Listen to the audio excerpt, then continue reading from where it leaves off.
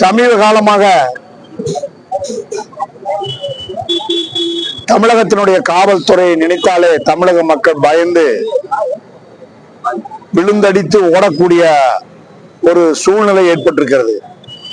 ஒரு காலத்தில் எடப்பாடியார் அண்ணன் காலத்திலும், அம்மா காலத்திலும், புரட்சி தலைவர் எம்ஜிஆர் காலத்திலும் ஸ்காட்லாந்து யார்டுக்கு இணையான காவல்துறை என்று பெயர் பெற்ற தமிழக காவல்துறை காக்கி சட்டைக்கு தனி மரியாதை அந்த காலங்களில் இருந்தது. ஆனா இன்னைக்கு பாத்தீங்கன்னா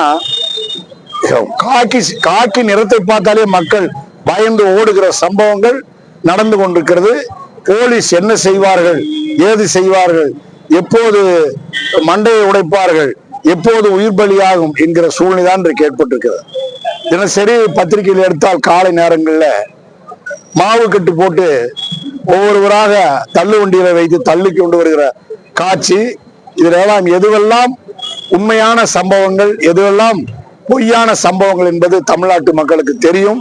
ஸ்டாலின் ஆட்சி, போலீஸ் துறை எதற்குமே லாயக்கில்லாத ஒரு துப்புக்கெட்ட துறையாக மாறிவிட்டது. தமிழக மக்கள் தமிழக காவல்துறை மீது முழுமையாக நம்பிக்கை இழந்து விட்டார்கள். இன்னைக்கு மட்டும் பாருங்க, விருத்தாச்சலத்துல ஒரு பள்ளிக்கு போகிற மாணவி பட்ட பகலில ஒரு வாலிபரால கத்தியால் குத்தி ஒருதலை காவலால் கொல்லப்பட்டிருக்கிறார். இன்னைக்கு நடந்த சம்பவம். இப்பதான் அஜித்குமார் மரணம்.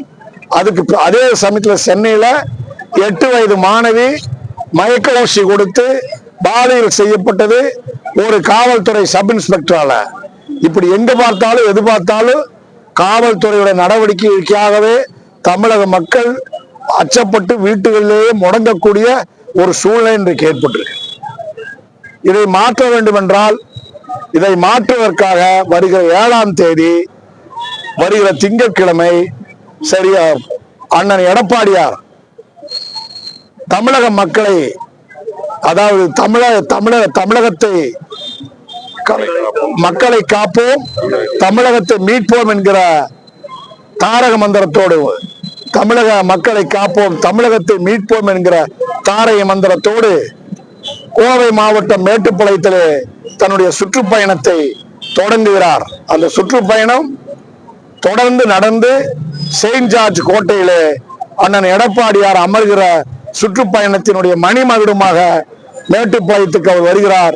அன்றைக்கு லட்சத்துக்கு மேற்பட்ட மக்கள், தாய்மார்கள் அணிதிரண்டு அவரை வரவேற்று அவருடைய பிரச்சாரத்திலே, அவருடைய அதாவது பாதையிலே அவர் நடந்து போகும்போது அவர் நல்ல முறையிலே மக்களை சந்திக்கின்ற வகையிலே சிறப்பான அளவிலே நாம் அவருக்கு ஒத்துழைப்பு தர வேண்டும் என்று கேட்டு வெகு விரைவில் இந்த ஆட்சி வீட்டுக்கு போக வேண்டும்.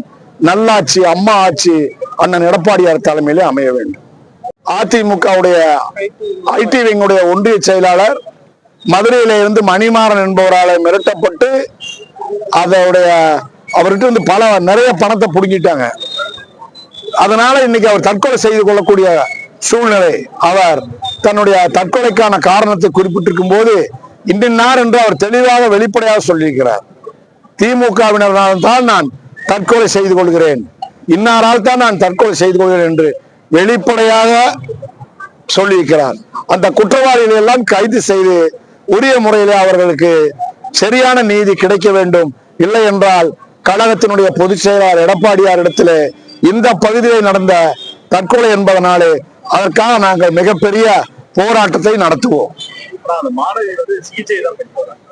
அந்த மாணவி சிகிச்சை பெற்று வருகிறார். அந்த மாணவியை கத்தியால் குத்தி இருக்கிறார்கள்.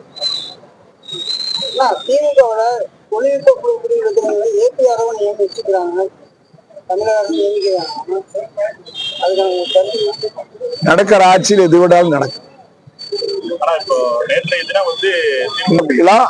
பால் சாப்பிட்டீங்களா? இது எப்படி இருக்குன்னா, காங்கிரஸ்காரன் முன்ன நாடெல்லாம் உணவு பஞ்சத்தில் இருக்கும்போது ரொட்டி சாப்பிட பழகி கொள்ளுங்கள், பிஸ்கட் சாப்பிட பழகி கொள்ளுங்கள் என்று கேட்டாங்க. அதை போல பசியோடு கேக் சாப்பிட பழகி கொள்ளுங்கள் என்று காங்கிரஸ் இங்கே ஆட்சி செய்த போது கேட்டதை போல நம்முடைய முதலமைச்சர் காஃபி சாப்பிட்டீங்களா, நான் சொல்லியிருந்தா நானும் வந்திருப்பேனே. மக்களை நையாண்டி பண்ற மாதிரி இல்ல.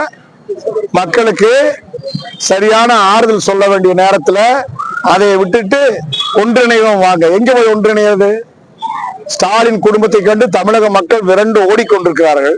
ஒன்றிணைவோம் வாங்கள் என்று தமிழக மக்களை அவர் அழைப்பதற்கு எந்த விதமான தகுதியும் அருகதையும் ஸ்டாலின் அவர்களுக்கு கிடையாது. திமுகவுடைய சாயம் வெளுத்து விட்டது. வெகு விரைவில் எடப்பாடியார் தமிழகத்தின் முதலமைச்சர் நாற்காலியில் அமர்வார். செயற்குழு கூட்டத்தில் திமுக நடிகர் விஜய் அதை பத்தி நான் எந்த பதிலும் சொல்ல முடியாது. எங்க பொதுச் செயலாளர் தான் அதுக்கு பதில் சொல்லணும். அதிமுக வலுவான கூட்டணி அமைக்கும்.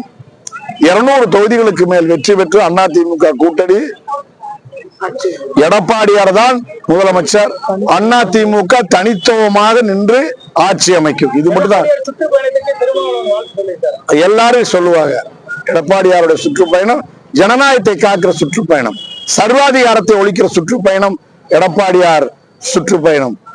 போலீஸுடைய அராஜக அநியாயத்தை ஒழிக்கிற சுற்றுப்பயணம் அண்ணன் எடப்பாடியாருடைய சுற்றுப்பயணம்.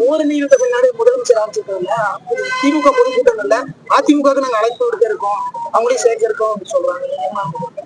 தமிழகமே அவர் பின்னாடி இல்ல. தமிழகத்தில் ஒரு சில மக்கள் கூட அவர் கூட இல்ல. அது ஓட்டைப்பானையில எவ்வளவு தண்ணி ஊத்தி சட்டியை சூடு பண்ணாலும் அடுப்பு அவியும். திமுகவுடைய கதி அதோ கதி. விரைவில் திமுக வீட்டுக்கு போகும். ஓட்டு வாங்குவதற்காக மக்களை ஏமாற்றுவதற்கு செய்கிற ஜாலம்தான் ஸ்டாலினுடைய பேச்சு. ஸ்டாலின் சாயம் வெளுத்து விட்டது.